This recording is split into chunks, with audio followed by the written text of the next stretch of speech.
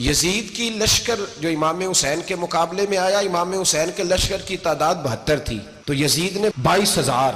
مجھے بتائیے 72 کا 22,000 سے کو مقابلہ ہوتا ہے؟ عمر بن سعد نے پھر عبید اللہ ابن زیاد کو لکھا کہ 22,000 بندے تھوڑے ہیں، کچھ بندے زیادہ بھیج. تو عمر بن سعد کو عبید اللہ ابن زیاد کہنے لگے کہ تو پاگل تو نہیں ہو گیا، 72 کے لشکر کا 22,000 بھیجا، اور کتنا بھیجوں؟ تو اس نے کہا تمہیں یہ نہیں پتا یہ لوگ کون ہیں؟ یہ مولا علی شیر خدا کی اولاد ہے. ان میں ایک ایک شخص ایسا ہے جو 1,000 کے مقابلے میں لڑنا جانتا ہے. تو یہاں کمزوری دکھائی جاتی ہے. ہمارے بچے سمجھنے لگے ہیں کہ یہ شاید کوئی ایسی داستان ہے، اور اس طرح کا ماحول ٹی وی پہ میں دیکھ رہا تھا، اس طرح کا ماحول بنایا جاتا ہے جیسے کوئی خوف ہے. یعنی واقع کربلا کوئی ایسا واقعہ جسے دیکھ کے خوف طاری ہو جائے، بچے راتوں کو ڈریں. وہ اکیلے درخت دکھائے جا رہے ہیں اور تیر دکھائے جا رہے ہیں. او یار کیا قوم کی تربیت کر رہے ہیں؟ واقع کربلا حوصلے کا نام ہے، دلیری کا نام ہے. سنیں بات اصل میں کیا تھی، بڑے ٹھنڈے دماغ سے میری بات کو سمجھیے گا. حضرت مولا علی شیر خدا کے بعد مسلمانوں کے متفقہ امیر بنے تھے حضرت امیر معاویہ. انہیں امیر کس نے بنایا تھا؟ امام حسن نے، حضرت علی کے بڑے صاحبزادے. حضرت امام حسن نے ان سے صلح کی، انہیں خلافت دی. اور صحیح بخاری میں نبی پاک نے فرمایا تھا میرا بیٹا حسن سردار ہے، جب مسلمانوں کی جماعتوں میں لہو بہہ جائے گا تو حسن ان کی صلح کرا دے گا. وہ صلح امام حسن نے کرائی. جناب امیر معاویہ امیر بن گئے. حضرت امیر معاویہ رضی اللہ تعالیٰ عنہ بڑا پیار کرتے تھے نبی پاک سے، بڑا احترام کرتے تھے حضور کے خاندان کا. ان کی جو اجتہادی خطائیں ہیں وہ اپنی جگہ پہ موجود ہیں. چونکہ امام حسن نے ان سے صلح کر لی، لہذا ہم بھی ان کے بارے میں کوئی جملہ کہنے کے مجاز، ہماری مجبوری امام حسن ہے.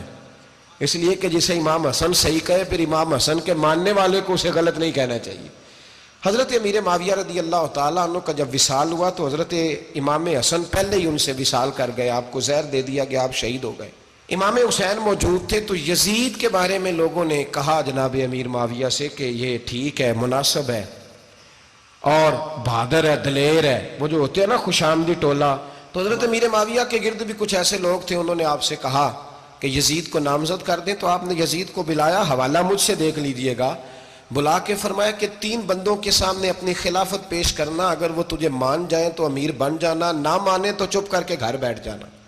وہ 3 بندے کون ہیں؟ جناب عبداللہ ابن عباس، حضرت عبداللہ بن زبیر اور امام حسین رضی اللہ تعالیٰ عنہ. یہ وصیت فرمائی جناب امیر معاویہ. حضرت امام حسین کی وہ شخصیت تھی کہ مشکات میں حدیث ہے، نبی پاک صلی اللہ تعالیٰ علیہ وسلم کی چچی جناب ام فضل صبح صبح گھبرائی حضور کی بارگاہ میں آئیں. عرض کی یا رسول اللہ صلی اللہ علیہ وسلم آج میں نے عجیب خواب دیکھا ہے، میں ڈر گئی ہوں. حضور نے فرمایا چچی کیا دیکھا؟ عرض کی حضور میں نے دیکھا ہے کہ آپ کے وجود کا گوشت کا ایک ٹکڑا کٹ کے میری جھولی میں آ گیا ہے. حضور یہ کیا ہے؟ تو محبوب خواب سن کے مسکرائے، فرمایا چچی یہ پریشانی والا خواب نہیں، یہ تو خوشی والا خواب ہے.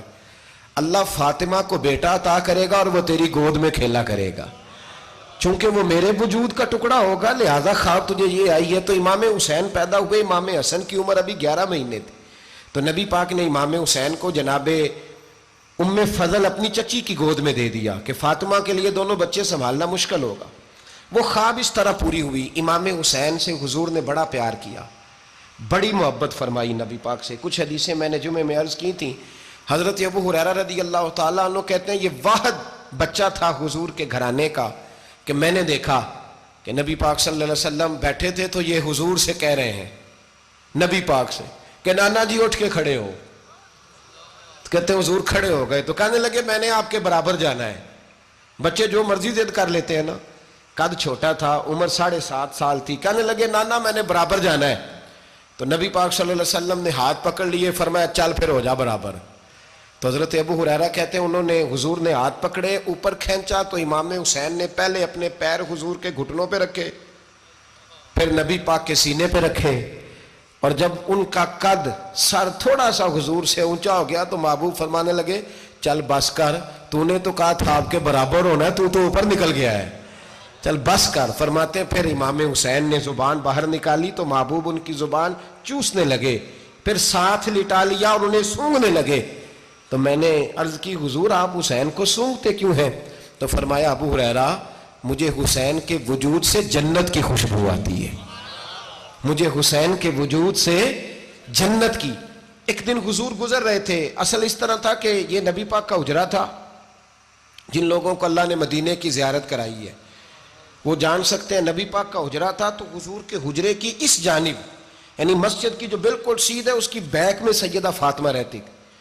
تو حضور اکثر نہ نماز کے لیے جب نکلتے تو حضرت فاطمہ کے حجرے کے پاس سے ہو کر دوبارہ محراب میں جاتے. محبوب حجرے کے پاس سے گزرے تو امام حسین رو رہے تھے. تو حضرت فاطمہ نے کسی بات میں جھڑک دیا تو امام حسین رونے لگے. تو نبی پاک نماز کے لیے گئے تو واپس لوٹ آئے اور واپس تشریف لا کے کہا فاطمہ حسین کو کیا ہوا؟ عرض کی یا رسول اللہ تنگ کر رہے تھے میں نے ڈانٹ دیا ہے. کیا خوبصورت جملے ہیں حدیث پاک میں. سرکار نے فرمایا فاطمہ اس کو حسین کو نہ رونے نہ دیا کر, یہ جب روتا ہے نا تو میرے دل کو تکلیف ہوتی ہے. تو بی بی صاحبہ کہتی ہیں یہ حکم آیا نبی پاک کا میرے نام, پھر میں نے ڈانٹنا چھوڑ دیا. یہ ان کے فضائل تھے کم, ان کی تربیت خود نبی پاک نے فرمائی, خود ڈیوٹی. میں کسی منطق کا میں اب تو اللہ تعالیٰ معاف کرے, پہلے ہم لوگوں کو کہتے تھے فلانی مجلس میں نہ جانا فلانی, اب تو مصیبت بن گئی ہے, جانے کی ضرورت نہیں, ہر شے موبائل میں آ گئی. مجھے بھیجتے ہیں کہتے ہیں حضرت صاحب یہ ذرا سننا یہ ذرا سننا. کل کراچی سے کچھ مہمان آ گئے تو اب بچوں نے وہ کلپ سنبھال کے یہ مولوی دیکھو کیا کہتا ہے. اب آیتیں پڑھی جا رہی ہیں قرآن پاک کی, اتنا ٹکڑا یہاں سے لیتے ہیں اتنا ٹکڑا یہاں سے لیتے ہیں اور ملا کے پتہ نہیں کون سا مکسچر بنا رہے ہیں. کسی آیت کا ترجمہ نہیں, کوئی واضح حدیث نہیں. ایسے ہوا ہوگا پھر اس کو اس سے جوڑ لیں تو کیا بنتا ہے, اتنی جمع کر لیں. یہ کون سا دین ہے جو توڑ مروڑ کے بیان کر رہے ہیں؟ کون سا مذہب ہے؟ دین تو واضح کھلی کتاب ہے. اب ہمارا یہ شوق ہے, ہم ہر تماشا دیکھنا چاہتے ہیں, ہم اپنے لوگوں کی قدر نہیں کرتے اور بڑی بڑی دور جا کے ہم غلط معاملات میں جاتے ہیں, پھر ذہن ہمارے شکوک کا شکار ہوتے ہیں. ہمیں سمجھنا چاہیے کوئی ایسی کسی دلیل کی ضرورت نہیں ہے. جب ان کے واضح چیزیں ان کی کتابیں میں موجود ہے, حدیث میں موجود ہے, قرآن مجید میں ان کے فضائل کھل کے موجود ہے تو دور جانے کی کیا ضرورت. حضور ان کی ٹریننگ کراتے تھے. پہلی بات تو یہ ہے کہ نبی پاک نے دعا مانگی تھی, یا اللہ میرے گھر والوں کو زیادہ روزی نہ دینا, انہیں ایک وقت روٹی دینا ایک وقت کی بھوک دینا. یہ جو 10 دن کربلا میں انہیں ٹینشن نہیں نہ ہوئی, انہیں عادت تھی فاقہ کرنے کی, انہیں 3 دن وصلی روزے رکھنے کی عادت تھی. پہلی بات. دوسرا یہ کہ جہاد کی تربیت حضور خود کراتے تھے. حضرت فاطمہ زہرا کہتی میں پردے کے پیچھے دیکھ رہی تھی, نبی پاک نے امام حسن اور حسین سے فرمایا چلو میرے سامنے کشتی لڑو. تو دونوں حضرات آپس میں جب کشتی لڑنے لگے تو نبی پاک نا امام حسن کو کہتے ہیں حسن حسین کو ٹانگوں سے پکڑو, حسن حسین کو پیچھے سے پکڑو. جب نبی پاک بار بار امام حسن کو بتا رہے تھے تو سیدہ پیچھے سے بول پڑی, کہنے لگی یا رسول اللہ آپ چھوٹے کو بتائیں آپ بڑے کو بتا رہے ہیں. بڑا تو پہلے 11 مہینے بڑا ہے تو آپ چھوٹے کو بتائیں بڑے کو بتا رہے. تو فرمایا فاطمہ تو چپ کرنا, جو میں دیکھ رہا ہوں تو نہیں نہ دیکھ رہی, ایک کو میں بتا رہا ہوں دوسرے کو جبریل امین بتا رہے ہیں. تو یہ حضور نے اپنے سامنے ان کی تربیت کی, ٹریننگ. ہوا یہ کہ یزید جب امیر بنا نا 2-3 چیزیں ہوتی ہیں جب کسی بندے کو قابو کرنا ہوتا ہے, 2-3-4-5 چیزیں ایسی ہوتی ہیں جس سے بندہ قابو آتا ہے. تو اس نے بھی فوری طور پہ یزید نے دیکھا میرے لیے مسئلہ کیا بن سکتا ہے. ولید بن عتبہ اس وقت مدینے کا گورنر تھا. یزید نے اس کو خط لکھا کہ امیر عرب کا رواج آج بھی ہے کہ جب تک نئے خلیفہ کی بیعت نہیں ہو جاتی پرانے کے انتقال کی خبر ہی نہیں دیتے, اس کو رکھے رکھتے ہیں. یہ ان کا طریقہ ہے. وہ کہتے ہیں کہ ولی عہد اچھی طرح قبضہ کر لے پھر بتائیں گے. حضرت امیر معاویہ کا وصال ہو گیا, بتایا نہیں. یزید نے اب کیا کیا, کیونکہ بڑا چلاک آدمی تھا, بڑا شاطر تھا, بڑا تیز تھا, اس نے ولید کو خط لکھا. کہنے لگا کہ فوری طور پہ عبداللہ ابن عباس کو بلاؤ اور اسے کہو میری بیعت کریں. یہ جو بیعت ہوتی تھی نا یہ بھی سن لے کیا ہوتی تھی. یہ بیعت حلف ہوتا تھا کہ میں اللہ رسول کے نام پہ حلف دیتا ہوں کہ میں یزید کی اطاعت کروں گا, میں اس کے خلاف کوئی بغاوت نہیں کروں گا. کوئی یہ بیعت لوگ سمجھتے ہیں کہ بس ہاتھ پکڑنے کا نام بیعت تھا. اس بیعت کا متبادل جمہوری ملکوں کے اندر ووٹ آیا ہے. تو کہا بیعت کریں. حضرت عبداللہ ابن عباس کو بھی بلاؤ, عبداللہ بن زبیر کو بھی بلاؤ, امام حسین کو بھی بلاؤ. امام حسین آدھی رات کے وقت بیٹھے تھے مسجد نبوی میں, چونکہ 5 نمازوں کی آپ امامت کرتے. امام حسین نماز پڑھا کے عشاء کی بیٹھے تھے. جناب عبداللہ بن زبیر. عبداللہ بن زبیر کون تھے؟ یہ نبی پاک صلی اللہ علیہ وسلم کی پھوپھی پوتے تھے اور جناب صدیق اکبر کے نواسے تھے. حضرت عبداللہ بن زبیر اور جناب زبیر بن عوام 10 مبشرہ صحابی ہیں, ان کے بیٹے تھے. بہت زیرک آدمی تھے، یہ بھی امام حسین کے پاس بیٹھے تھے۔ عبداللہ ابن عباس بھی تھے جو حضور کے چچا کے بیٹے ہیں، اس امت کے پہلے مفسر ہیں قرآن پاک، یہ لوگ بیٹھے تھے۔ تو ولید نے ایک بندہ بھیجا، اس نے آ کے کہا جناب آپ کو گورنر صاحب نے بلایا ہے۔ تو عبداللہ بن زبیر کہنے لگے حسین اس وقت بلانے کی بات سمجھ میں نہیں آئی۔ تو امام حسین بڑے بصیرت والے تھے، اللہ نے بصیرت دی تھی، کہنے لگے عبداللہ آپ کو سمجھ نہیں آئی، مجھے سمجھ آ گئی ہے، امیر معاویہ وصال کر گئے، اور یہ ہمیں جو بلایا گیا ہے نا یہ یزید کی بیعت کے لیے بلایا گیا ہے۔ تو کہا پھر آپ آدھی رات کو نہ جائیں، آپ کے لیے خطرہ ہوگا۔ تو امام حسین فرمانے لگے خطرہ حسین کو نہیں ہوتا، نہیں کہا پھر بھی آپ مہربانی کریں ذرا احتیاط سے جائیں۔ تو جناب عبداللہ ابن زبیر نے، عبداللہ ابن عباس نے 14 بندے نیزے دے کے تلواریں دے کے امام حسین کے ساتھ بھیجے، اور کہا کہ امام حسین اگر اس نے کوئی غلط ملت بات کی نا، زبردستی بیعت کرنے کا کہا، تو آپ بس کوئی ایک بات اونچی آواز میں کر دینا، یہ سپاہی پیچھے آ جائیں گے۔ امام حسین ان 14 بندوں کو لے کے گورنر ہاؤس پہنچ گئے۔ جب آپ وہاں پہنچے اس نے بتایا، اس نے کہا جی حضرت امیر معاویہ انتقال کر گئے اور آپ نے یزید کی بیعت کرنی ہے۔ تو امام حسین فرمانے لگے میں چھپ کے بیعت نہیں کروں گا، مجمع لگاؤ، جمعے والے دن اعلان کرو، جو طریقہ ہے حضرت ابوبکر صدیق کا، جو طریقہ ہے حضرت عمر فاروق کا، جو انداز حضرت عثمان غنی کا ہے، جو مولا علی کا ہے، سر عام اعلان کرو، اگر ساری دنیا یزید کی بیعت کرے گی تو میں بھی تیار ہوں۔ تم مجھ سے بیعت لے کے پھر لوگوں کو بتانا چاہتے ہو کہ حسین بیعت ہو کر رہے ہیں تو تم کیوں نہیں کر رہے؟ میں عام آدمی نہیں ہوں، لہذا چھپ کے بیعت نہیں کرتا۔ جب یہ بات کی نا تو ولید بڑا نرم دل تھا اور امام حسین کی شان کو جانتا تھا، وہ جانتا تھا یہ نبی پاک کا خاندان ہے۔ اس نے کہا جی مجھے تو حکم تھا، باقی آپ حضور کے نواز ہیں، میں کر کچھ۔ وہاں ایک بڑا بدبخت شخص بیٹھا تھا عبد الملک بن مروان، وہ ولید سے کہنے لگا کہ اگر حسین آج تمہارے ہاتھ سے نکل گئے تو تمہارے لیے بہت بڑا مسئلہ کھڑا ہو جائے، انہیں جانے نہ دینا، یا بیعت کراؤ یا ان سے کہو جنگ کے لیے تیار ہو۔ تو امام حسین رضی اللہ تعالیٰ عنہ کے کانوں میں آواز گئی تو فرمانے لگے ابن مرجانہ اگر تیرے اندر جرت ہے تو آ سامنے حسین کے، اس کے کانوں میں باتیں نہ کر، کانا پھوسی نہ کر، باہر آ میدان میں، شرارت نہ کر، باہر آ، میں تمہیں ابھی بتاتا ہوں کہ حسین سے مقابلہ کرنے کا انجام کیا ہے۔ یہ کہہ کہ امام حسین باہر نکلے، اپنے بھائی محمد بن انفیہ کو بلایا، عبداللہ بن زبیر، عبداللہ ابن عباس، ڈھیر سارے لوگ کٹھے ہو گئے۔ فرمایا یہ معاملہ ہے، اب کیا کرنا ہے؟ تو وہ کہنے لگے حضور وقت ابھی مناسب نہیں ہے، آپ اس طرح کریں یہاں رکے، ہم مکے سے، عراق سے، کوفے سے لوگوں کو بلاتے ہیں، یہاں ایک بڑی مجلس مشاورت قائم کرتے ہیں۔ امام حسین فرمانے لگے اگر تم مشاورت قائم کرو گے تو ولید اور عبد الملک بن مروان وہ تو جنگ کرنے کو تیار ہے، اور نبی پاک نے فرمایا ایک مینڈا ہوگا جس کی وجہ سے مدینے کی گلیوں میں لہو بہے گا۔ فرمانے لگے میں وہ بکرا، وہ مینڈا نہیں بننا چاہتا۔ کہا پھر آپ کیا کریں گے؟ تو امام حسین رو پڑے، فرمانے لگے میں مدینہ چھوڑ جاؤں گا لیکن مدینے کی حرمت پامال نہیں ہونے دوں گا۔ امام علی مقام آدھی رات کے وقت نکلے، سیدہ فاطمہ کا دروازہ ایک اس دن تھا جس دن حضرت مولا علی کوفے چلے گئے تھے، اور دوبارہ آج تالا لگا جب امام حسین نکلے۔ آپ جنت البقیع کے پیچھے کھڑے ہو کے حضور کا روضہ دیکھنے لگے، اس وقت گنبد تو نہیں ہوتا تھا، روضہ دیکھنے لگے۔ نانا تیرے کرم کے خزینے کی خیر ہو، میں جا رہا ہوں تیرے مدینے کی خیر ہو۔ سارا خاندان لے گئے، مکے تشریف لے گئے، حج کے ایام قریب آنے والے تھے۔ امام حسین نے وہاں لوگوں سے باتیں کی۔ جب امام حسین وہاں پہنچے تو کوفے سے خط آنے لگے۔ کوفہ حضرت علی کا دارالخلافہ تھا، وہاں آپ کے محبین، پیار کرنے والے ڈھیروں تھے، انہیں خط لکھے کہ حضور آپ چپ کر کے بیٹھے ہوئے ہیں اور ہمارے اوپر یزید مسلط ہو گیا ہے، آپ اگر میدان میں نہیں نکلیں گے، آپ نہیں آئیں گے تو ہم اللہ کی بارگاہ میں شکوہ کریں گے کہ کوئی ہماری کمان کرنے کو تیار ہی نہیں ہوا۔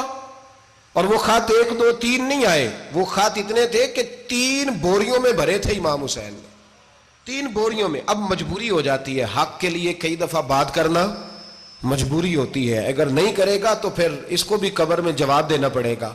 امام علی مقام رضی اللہ تعالیٰ عنہ نے مکے میں اب لوگوں کو جمع کیا مشورے کے لیے۔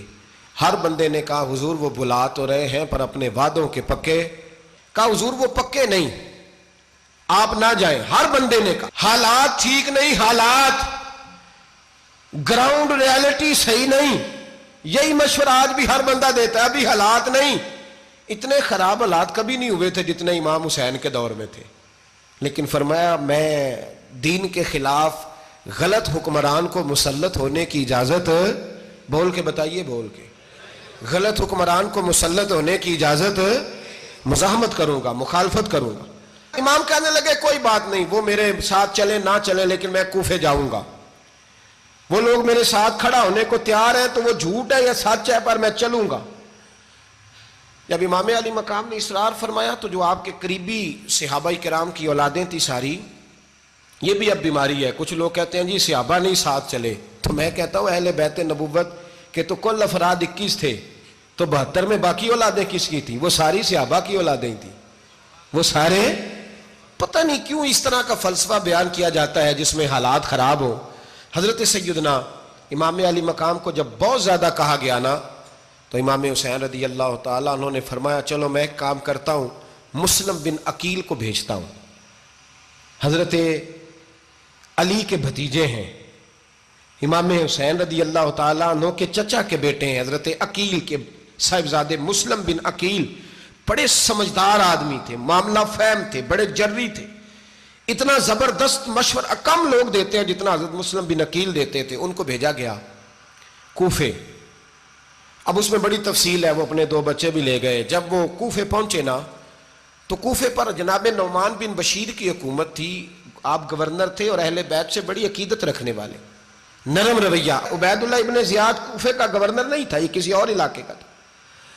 جب آپ وہاں پہنچے تو نعمان بن بشیر نے دیکھا کہ حضرت مسلم بن عقیل آئے ہیں تو لوگ دوڑے ان کی بیعت کرنے، بھاگے، اتنے لوگ جمع ہوئے کہ ایک دن میں 17,000 آدمی نے بیعت کر لی۔ کتنے بندے جی؟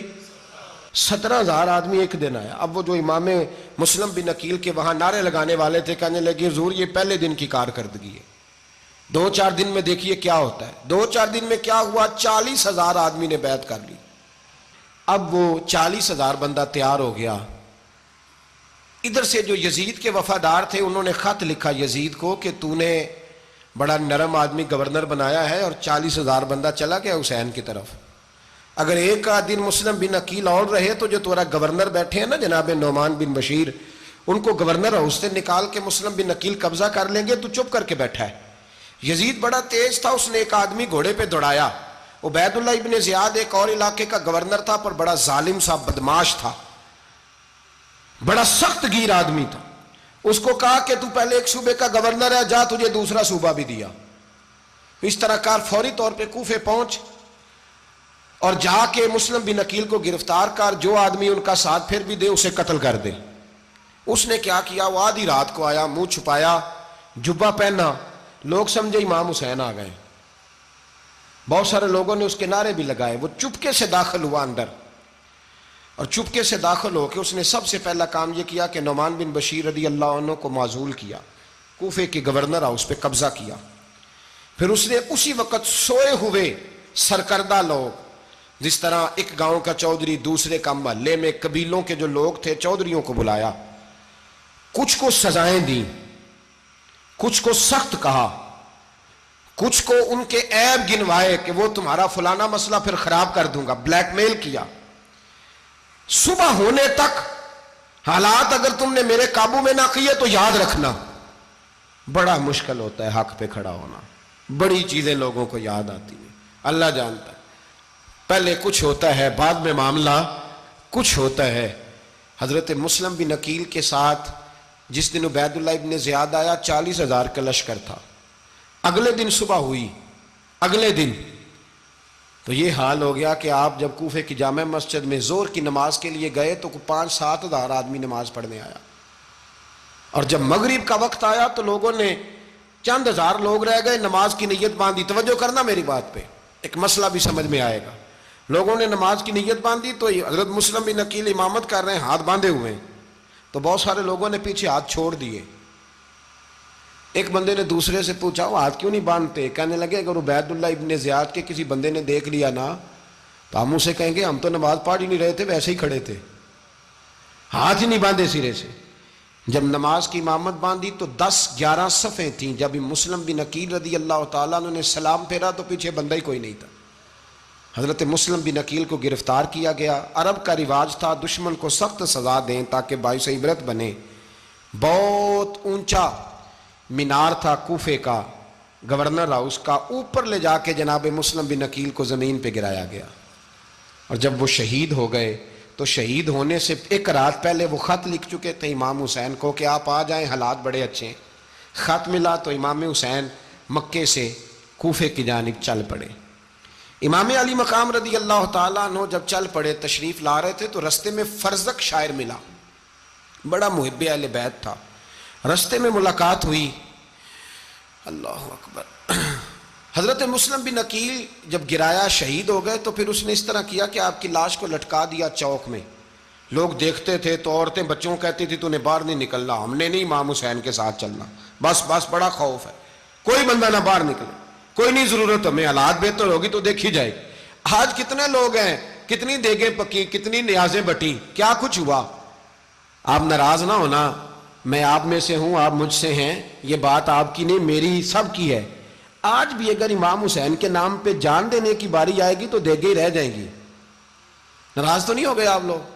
فٹافٹ مائیں کہیں گی باہر نہیں جانا، بالکل پتر سانو کی لگے، سارا دن کوئی ہمارے لیے؟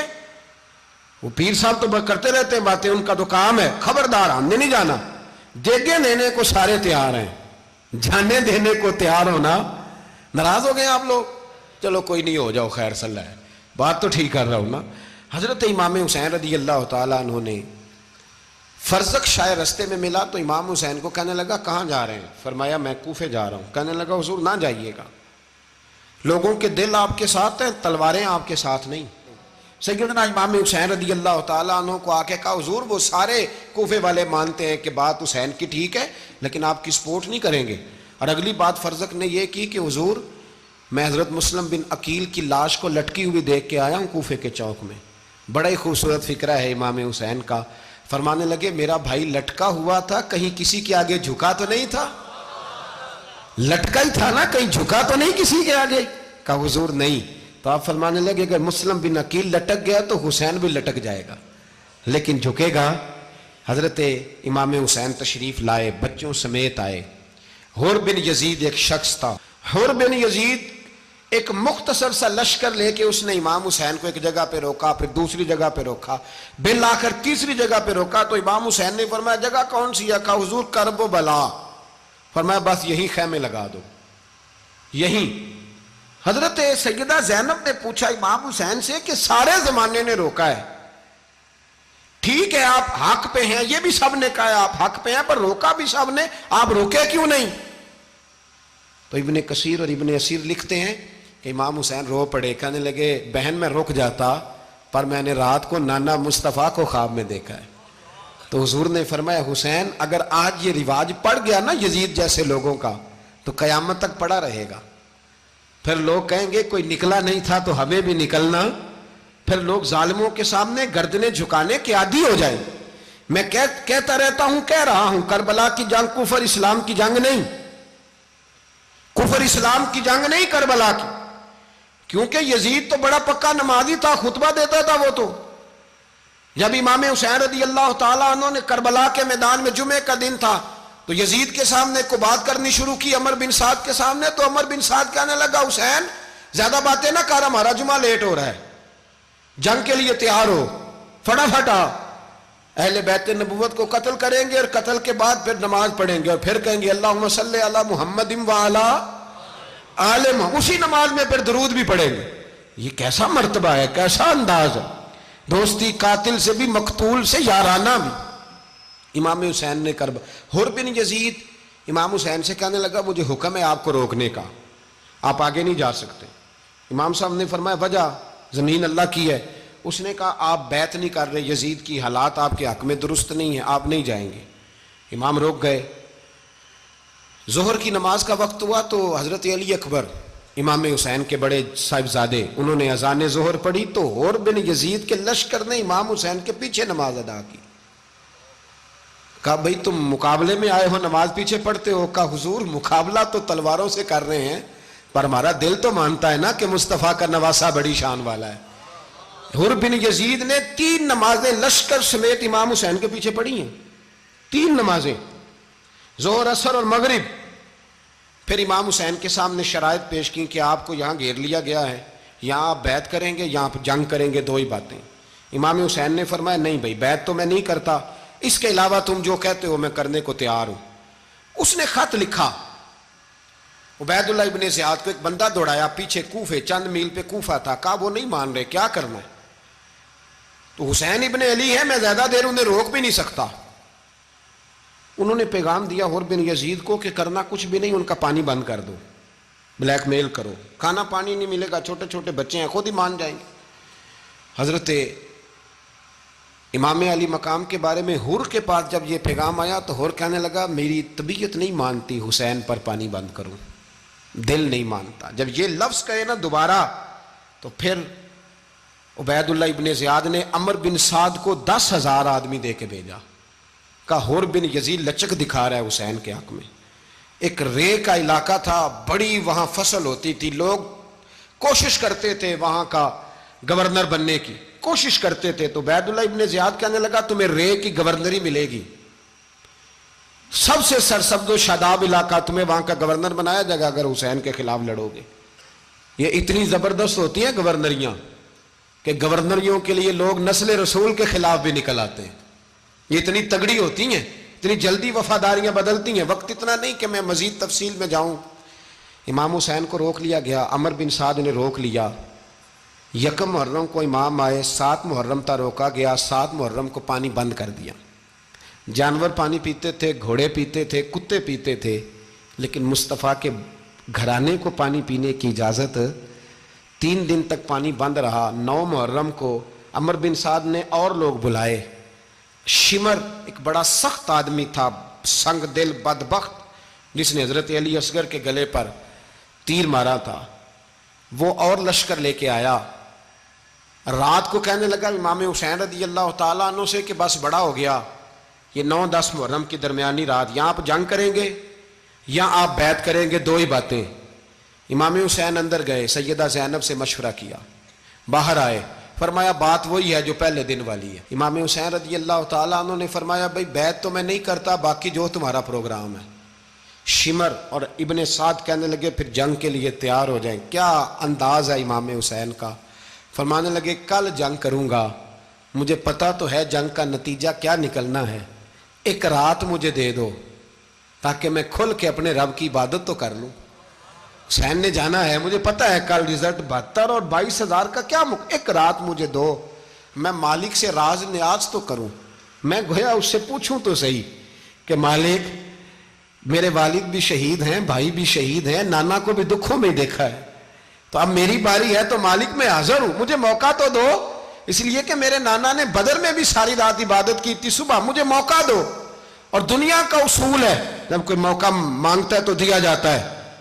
یہ دونوں کہنے لگے کوئی موقع نہیں۔ حر بن یزید پیچھے سے بولا، کہنے لگا نہیں بدتمیزی نہ کرو، حسین کو موقع دو، تمہیں دینا پڑے گا۔ موقع دیا۔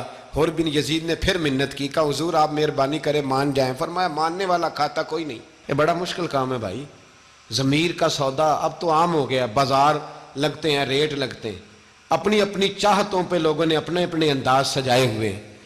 کوئی آدمی بس اچھے طریقے سے نام لے لے تو بس ہم اس کے پیچھے چل جاتے ہیں، اب تو عام ہو گیا یہ معاملہ۔ امام حسین نے فرمایا ہو ہی نہیں سکتا، ممکن ہی نہیں ہے۔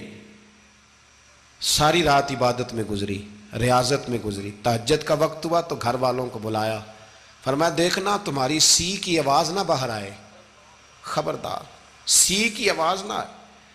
اور امام زین العابدین سے فرمایا تو بیمار ہے، تو جہاد نہیں کرے گا، لیکن خیال رکھنا پیچھے۔ اور بڑی قیمتی بات بتا رہا ہوں، ہماری بیویاں کسی کے گھر میت ہو جائے تو 4 دن بخار نہیں اترتا۔ امام علی مقام نے سیدہ زینب سے فرمایا تو بڑی ہے، میری بہن ہے، پیچھے سارے بچے ہیں، جوان ہیں، ان کے حوصلے تیری ذمہ داری ہیں۔ صبح جنگ کا طبل بجنے لگا، فجر کی نماز پڑھی، سورج چڑھا، 10 محرم کا دن، جمعے کا وقت، جناب سیدنا امام حسین رضی اللہ تعالیٰ عنہ نے ریت پر سجدے کیے، لمبے سجدے، لمبی نماز۔ سورۃ الشمس کی آیات دوسری رکعت میں پڑھی تو سارا کربلا گونجنے لگا۔ کیا انداز تکلم تھا امام علی مقام کا۔ نماز مکمل ہوئی تو حر بن یزید، عمر بن سعد اور شیمر سے کہنے لگے واقعی حسین سے لڑو گے؟ پتہ نہیں کون ہے، कुल ला असअलुकुम अलैहि अजरन, तुमने नहीं पढ़ा? इल्ला अल मवद्दत फिल कुर्बा, तुम्हारी आंखें बंद है। अल हसन वल हुसैन सय्यदु शबाब अहले जन्नह, तुम्हें नहीं पता? कहने लगा चुप कर, हुकूमत नजर आ रही है। और बिन यजीद कहने लगे फिर मेरा भी फैसला सुनो, मुझे हुकूमत नहीं चाहिए, मुझे जन्नत चाहिए। हुकूमत नहीं चाहिए। इमाम हुसैन की पहली फतह देखें, और बिन यजीद एड़ी लगा के ना यजीद के लश्कर से निकल के इमाम हुसैन के लश्कर में शामिल हो गया। और पहला शख्स जिसने इमाम हुसैन को रोका, इमाम हुसैन के नाम पर पहला सर भी इसी शख्स ने कटाया है। लेकिन यजीद की कब्र पे लानत भी कोई नहीं बरसाता, उसका महल था बहुत बड़ा। लेकिन जब लोग करबला में इमाम हुसैन को सलाम करने जाते हैं तो कदमों में हुर बिन यजीद का मजार भी बना हुआ है, उसको भी सलामी दी जाती है। और अब हम अकेला हुर बिन यजीद नहीं कहते, हम कहते हैं हुर बिन यजीद रदी अल्लाह ताला। अब हम इतनी ताजीम करते हैं उस हुर की। जनाबे इमाम हुसैन को मैदान में खड़ा किया गया, जिहाद का तबल बजा, पहले खुद्दाम आए। और सुन लो, आज वो पता नहीं बाजारी से लोग चढ़ गए स्टेजों पे, बाजारी से, ना चेहरे पे दाढ़ी है ना सर पे कोई कपड़ा है, बाजारी लोग हैं, भाग रहे हैं, बाजू चढ़ाए हुए हैं, बटन खोले हुए हैं, तमाशा बना दिया। सुनने वालों का भी अल्लाह ही हाफिज है, वो स्टेज पे ये अहले बैत की शान बयान करता है, भाग के उधर जाता है। भाई ये कोई तरीका है? सुनने वालों का भी अजीब अंदाज है, हर बंदे को सुनने बैठ जाते हैं। दीन मुहज्जब है, तहजीब वाला है, दलाइल रखता है, दीन वकार रखता है, ऐसे लोग अब दीन बयान करेंगे? हजरत सैयदना इमाम हुसैन रज़ी अल्लाह ताला अन्हु सुबह जब जिहाद का वक्त आया, पता है कौन कौन थे करबला में? इमाम हुसैन के साथ इमाम हुसैन के 4 भाई थे करबला में। कितने? बोल के बताएं। हजरत अली के 4 बेटे, अब्बास बिन अली, जिनको हजरत अब्बास कहा जाता है ना, अलमदार, ये हजरत अली की दूसरी जोजा में से। अब्बास बिन अली भी थे और अबू बकर बिन अली भी थे, उमर बिन अली भी थे, उस्मान बिन, ये हजरत अली के बच्चों के नाम हैं। ये आपके शहजादे इमाम हुसैन के साथ शहीद हुए। इनका नाम सिर्फ इसलिए नहीं लिया जाता कि इनका नाम खुलाफाए सलासा के नाम पे, हजरत अली ने अपने यारों के नाम पे रखा है, तो तुमने करबला के मैदान से खारिज कर दिया। ये तीनों शहजादे हजरत जनाब सैयदना इमाम हुसैन के साथ थे, ये भी शहीद हुए। हजरत जनाब ज़ैनब इमाम हुसैन की सगी बहन है, इनके 2 बच्चे थे, औन और मोहम्मद।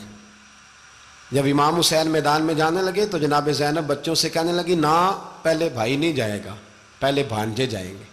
2 बच्चे शहीद हुए। हजरत कासिम बिन हसन इमाम हसन के बेटे थे, वो जब मैदान में जाने लगे तो इमाम हुसैन ने कहा, नहीं भाई तू नहीं जाएगा, तू मेरे भाई की निशानी है, मैं जाऊंगा। तो हजरत कासिम बिन हसन ने एक तावीज़ खोल के दिया। अब्बा जी, मेरे वालिद ने कहा था जब बड़ी मुश्किल आ जाए तो तावीज़ खोल के देखना, तो आज बड़ी मुश्किल आई है तो मैंने तावीज़ खोला है, तो ये देखें क्या लिखा है।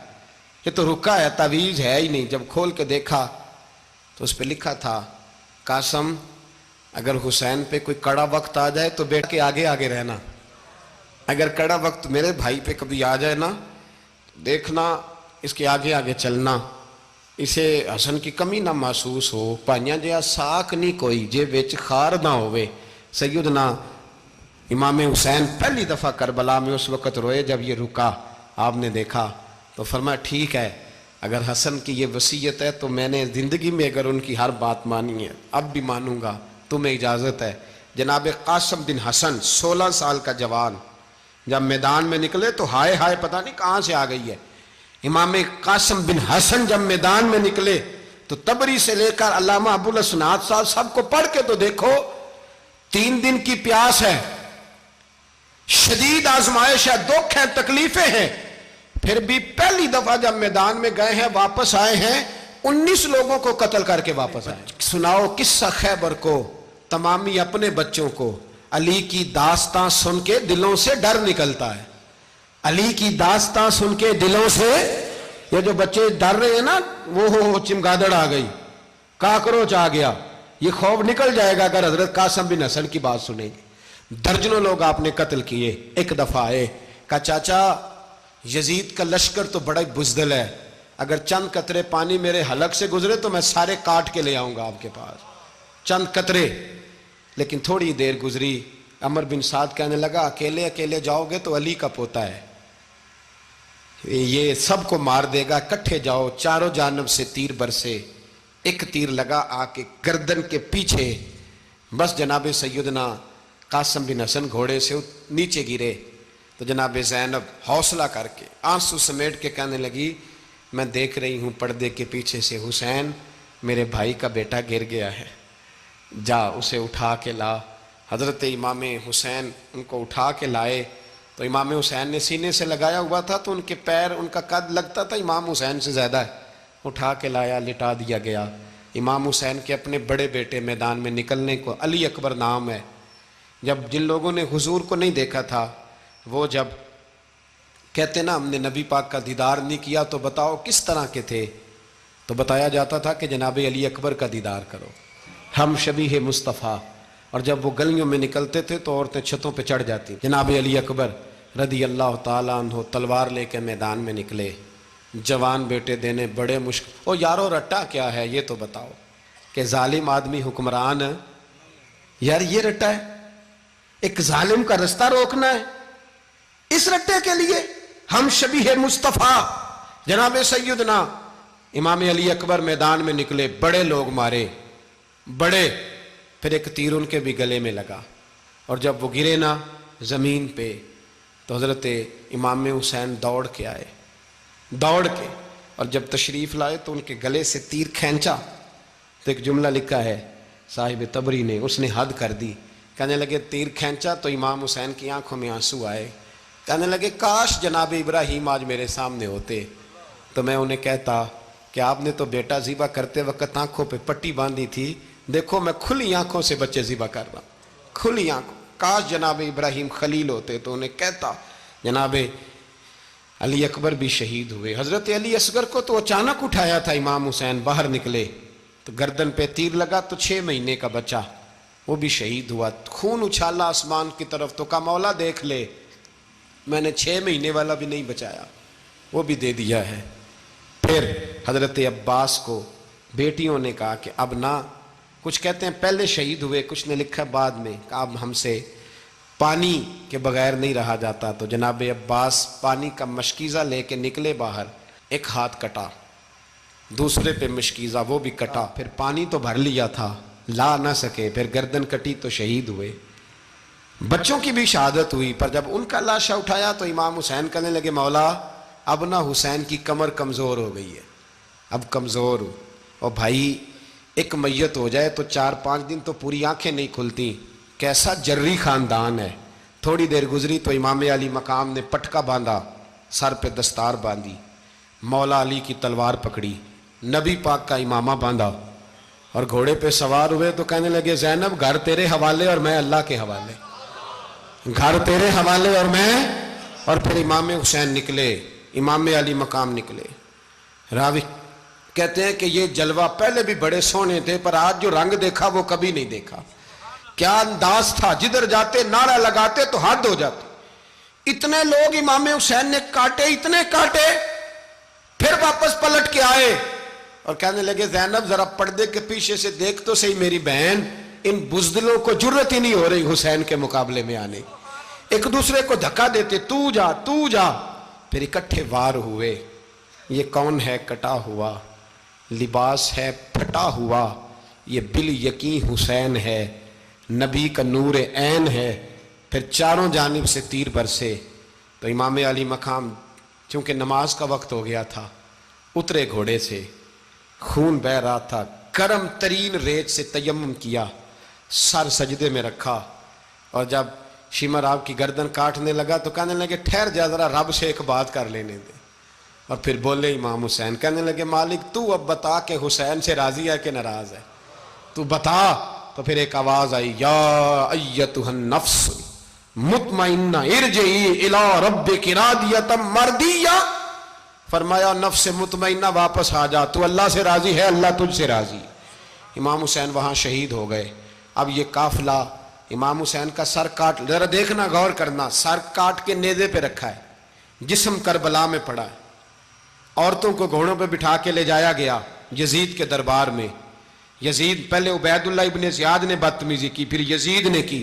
سعودی عرب کا ایک مولوی بول رہا تھا، سعودی عرب کا، ان سے بھی بڑا عشق ہے. جس نے تقریر سننی ہو میرے پاس ہے. ہمیں لوگ مشورے دیتے ہیں کہ جو یزید کو اچھا کہے اور حسین کو باغی کہے اس کو ہم امام مان لیں.